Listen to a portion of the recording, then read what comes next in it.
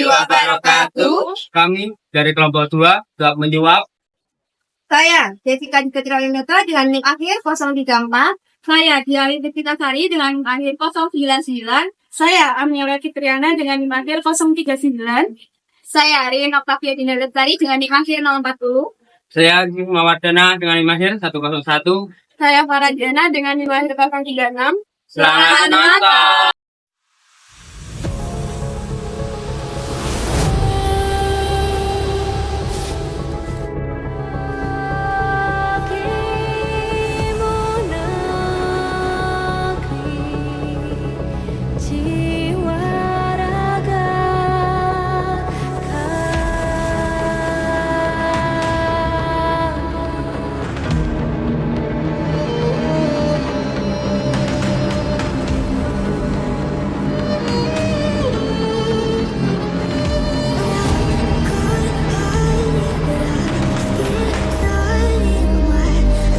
Sementara itu, Komisi Pemberantasan Korupsi kembali menetapkan 1 hakim di Mahkamah Agung sebagai tersangka dugaan suap penanganan perkara. Komisi Yudisial secara bertahap mulai memeriksa etik sejumlah hakim di lingkungan Mahkamah Agung yang tertangkap KPK akibat kasus suap. Komisi Yudisial atau KY mengaku mengantongi nama-nama yang diduga terlibat dalam kasus dugaan suap penanganan perkara di Mahkamah Agung. KY mengaku mendapat informasi saat memeriksa dugaan pelanggaran etik para hakim yang dijerat KPK.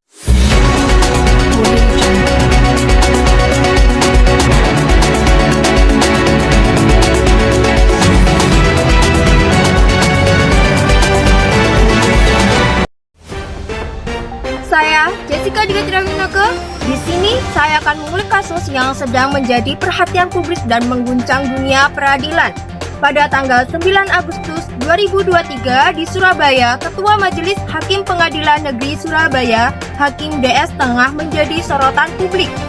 Beliau terlibat dalam kasus suap sebesar 300 juta rupiah yang ada kaitannya dengan mantan wali kota Kediri Samsul Ashar yang dihukum atas korupsi proyek pembangunan Jembatan Brawijaya. DS telah mengakui penerimaan uang tersebut dan membaginya dengan anggota majelis hakim lainnya. Sebelum pemeriksaan internal oleh Badan Pengawasan Mahkamah Agung dilakukan, DS mengembalikan uang tersebut kepada pengacara Samsul Ashar.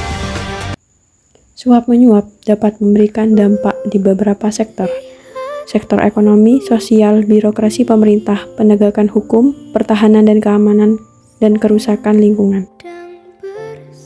Korupsi dan suap melemahkan kepercayaan investor terhadap sistem peradilan yang seharusnya mendukung stabilitas hukum dalam aktivitas ekonomi. Praktik ini menciptakan ketidakpastian dalam bisnis dan menambah biaya transaksi yang tidak transparan. Sekarang hakim di Indonesia banyak yang disuap ya? Iya betul, bagaimana ya nasibnya Indonesia kalau semua hakim disuap? Nah itu, nggak tahu deh, saya nggak tahu. Selain itu, suap berdampak pada kepercayaan masyarakat dalam sistem pemerintahan serta sistem hukum yang ada di Indonesia serta memperburuk krisis moral. Dampak birokrasi pemerintah. Praktik suap memperburuk kinerja birokrasi karena memperkuat budaya gratifikasi. Hal ini membuat pelayanan publik menjadi tidak efisien, penuh nepotisme, dan merusak akuntabilitas dalam pemerintah. Dampak suap dalam penegakan hukum. Suap di kalangan hakim dapat mengikis integritas sistem hukum, menghambat penegakan hukum, serta pelaku akan menghindari hukuman yang seharusnya didapatkan. Hal ini juga dapat memperlambat atau memperlemah prinsip keadilan di kalangan masyarakat. Suap juga dapat merusak lingkungan karena proyek yang dikerjakan tidak sesuai dengan struktur atau prinsip lingkungan serta regulasi yang ada.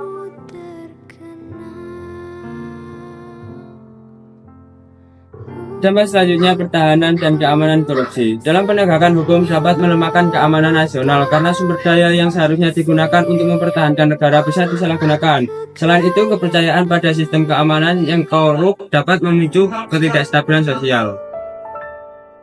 Strategi pencegahan suap di ranah hukum yaitu yang pertama adalah penguatan pengawasan. Penguatan pengawasan di sini yaitu dengan cara meningkatkan peran pengawas seperti Bawas MA dan Komisi Yudisial dalam memantau kinerja hakim. Selain itu juga yaitu menindak tegas kepada mereka yang melanggar kode etik. Selanjutnya, strategi pencegahan suap yaitu melalui pendidikan anti korupsi, sosialisasi intensif mengenai dampak buruk suap dan korupsi di kalangan birokrasi dan publik, mulai dari pendidikan di sekolah hingga level pemerintah.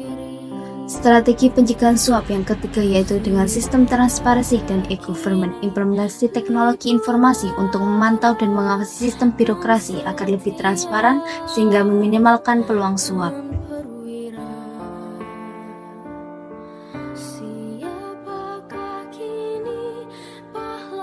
Selanjutnya adalah sanksi yang tegas dan perbaikan sistem rekrutmen.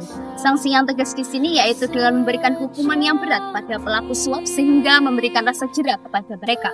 Yang selanjutnya adalah perbaikan sistem rekrutmen, di mana merekrut para calon pejabat publik sehingga menyaring adanya oknum-oknum yang tidak berintegritas sehingga mereka tidak menjadi calon pejabat publik. Maka dari itu suap akan hilang. Aturan atau pasal yang dilanggar dalam kasus yang melibatkan hakim yang berinisial JS ini diantaranya yaitu pasal 12 huruf A nomor 20 tahun 2001 yang berbunyi ketentuan mengenai pidana, penjara dan pidana denda dan sebagaimana dimaksud dalam pasal 5, pasal 6, pasal 7, pasal 8, pasal 9, pasal 10, pasal 11 dan pasal 12 tidak berlaku bagi tindak pidana korupsi yang nilainya kurang dari 5 juta rupiah. Yang kedua, bagi pelaku tindak pidana korupsi yang nilainya kurang dari 5 juta rupiah, sebagaimana dimaksud dalam ayat 1, dipidana dengan pidana penjara paling lama 3 tahun dan pidana denda paling banyak 50 juta rupiah. Pasal 24 ayat 1 UUD 1945, kekuasaan kehakiman merupakan kekuasaan negara yang merdeka untuk menyelenggarakan peradilan guna menegakkan hukum dan keadilan. Yang selanjutnya, pasal 27 ayat 1 Undang-Undang Dasar 1945, segala warga negara bersamaan kedudukannya di dalam hukum dan pemerintahan dan wajib menjunjung tinggi dan pemerintahan itu dengan tidak ada kecualinya. Dan selanjutnya, UU nomor 48 tahun 2009 tentang kekuasaan kehakiman, pasal 3 yang berbunyi dalam menjalankan tugas dan fungsinya, hakim dan hakim konstitusi wajib menjaga kemandirian peradilan. Dan selanjutnya, segala campur tangan dalam urusan peradilan oleh pihak lain di luar kekuasaan kehakiman dilarang, kecuali dalam hal-hal sebagaimana dimaksud dalam Undang-Undang Dasar Negara Republik Indonesia tahun 1945.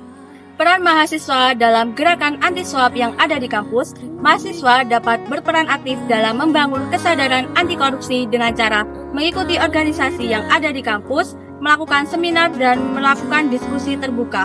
Mahasiswa juga dapat mendesak pengelolaan kampus secara transparan dan akuntabel untuk mengurangi terjadinya nepotisme dan kecurangan pada akademik. Selanjutnya adalah peran mahasiswa dalam gerakan anti suap di masyarakat. Mahasiswa memiliki kapasitas untuk mengedukasi masyarakat melalui kegiatan sosial, kampanye, dan gerakan moral yang mempromosikan nilai-nilai anti korupsi. Selanjutnya, peran mahasiswa di bidang kesehatan. Mahasiswa dapat menekankan pentingnya integritas dalam layanan kesehatan, memastikan tidak ada pungli atau korupsi dalam distribusi layanan obat dan fasilitas medis, demi kualitas hidup masyarakat yang lebih baik.